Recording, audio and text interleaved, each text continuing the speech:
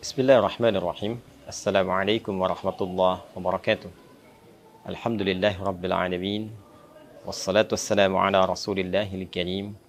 Nabiyyina wa sayyidina Muhammadin al-amin. Wa ala alihi wa sahbihi ajma'in. Wa ba'd. Saudara-saudariku, shaimin, shaimat, dimanapun berada, alhamdulillah, seluruh curahan nikmat yang Allah anugerahkan kepada kita semua selaku hamba-Nya sampai detik ini telah mengantarkan kita khususnya dalam perjalanan waktu ke 10 hari di penghujung Ramadan 1445 Hijrah. Nikmat yang istimewa, keberkahan yang begitu agung, tak terasa telah kita lewati setidaknya kurang lebih 20 hari berjalan selama Ramadan.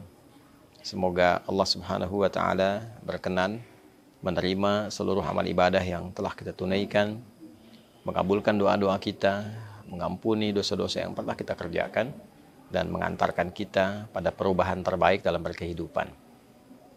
Teman-teman, di 10 hari terakhir Ramadan adalah puncak dari segala perjalanan ibadah kita di bulan mulia ini.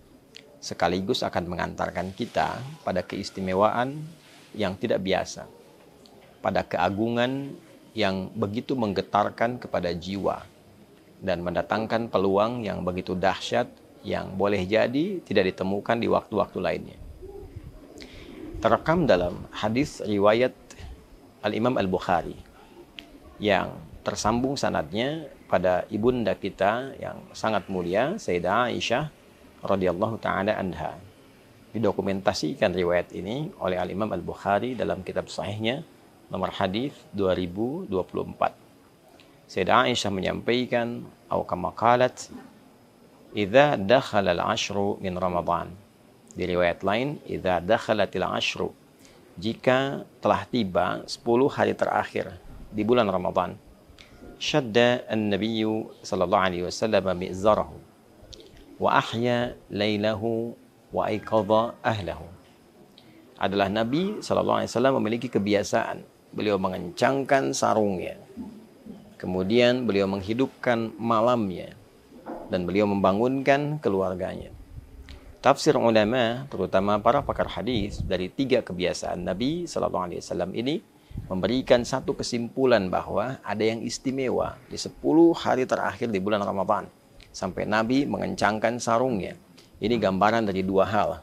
Yang pertama adalah mengencangkan sarung itu satu kinayah dalam bahasa Arab untuk menunjukkan menepikan pergaulan dengan istri dalam hal hubungan biologis, karena ada sesuatu yang sangat penting yang ingin diburu.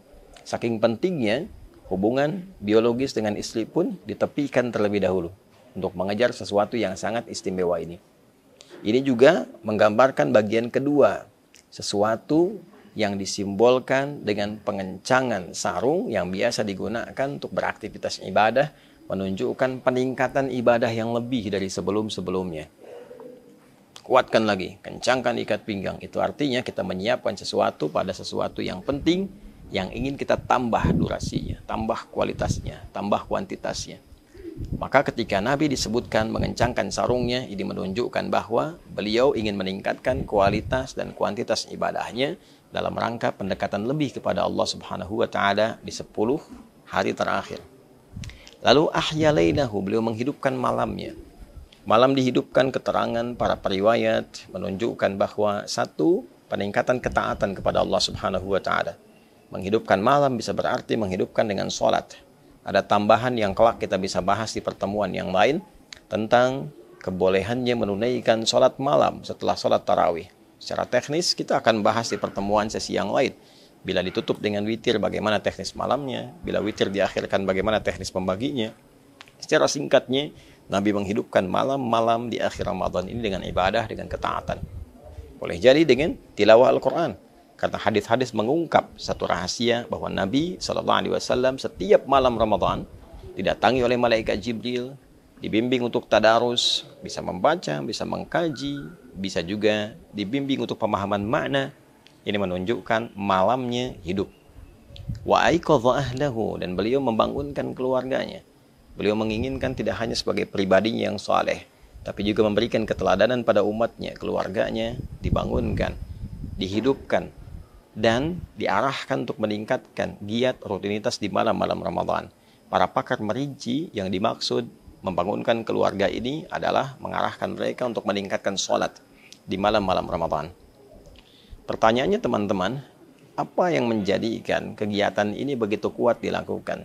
Motivasi apa yang menjadikan Nabi SAW memberikan contoh langsung kepada kita dengan mempraktikkan hidupnya malam-malam 10 terakhir Ramadan, hidupnya hari-hari 10 terakhir Ramadan? Tiada lain, para ulama menyimpulkan bahwa terdapat keistimewaan yang kiranya belum tentu didapatkan di 10 hari pertama, 10 hari kedua di bulan suci Ramadan itu. Apa yang bisa diraih di 10 hari terakhir ini? Beberapa ulama merinci keterangan yang disambungkan pada riwayat-riwayat yang sahih dari Nabi SAW adalah yang pertama, peluang yang sangat besar untuk mendapatkan malam Al-Qadar. Malam Al-Qadar tentu kuasa Allah untuk menurunkannya. Bisa di awal Ramadan, pertengahan Ramadan, atau bahkan akhir Ramadan. Namun kebiasaan yang berlangsung pada kehidupan Nabi SAW, salah satu riwayat sering menunjukkan bahwa kedatangan malam Al-Qadar seringkali terjadi di akhir-akhir Ramadan. Tepatnya di antara 10 malam-malam akhir Ramadan.